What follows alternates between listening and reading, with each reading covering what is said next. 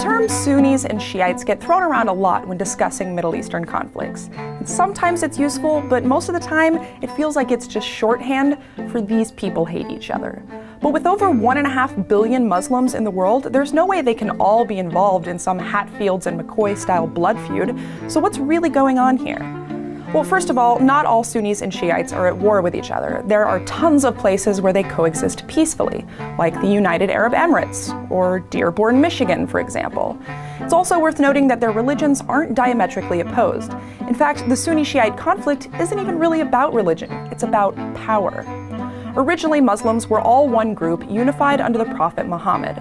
Then, in the year 632, Muhammad died, and Muslims split off into two separate groups.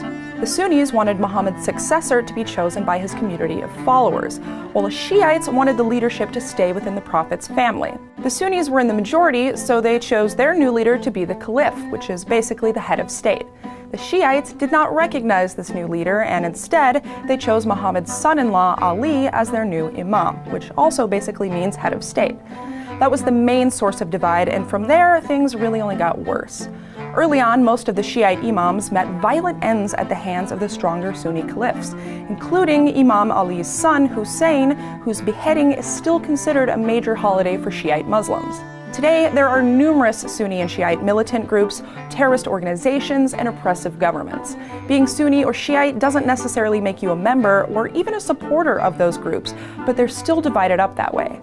In fact, every nation with Sunni-Shiite conflicts has large militant groups on both sides, and they all have a history of oppressing one another depending on who's currently in power. Iraq, for example, was run by an oppressive Shiite regime before Saddam, then an oppressive Sunni regime under Saddam, followed by an oppressive Shiite regime once again after Saddam left power.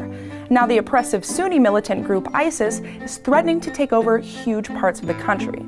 So you can see that the Sunni-Shiite conflicts are more about power, politics, and retribution than actual religion.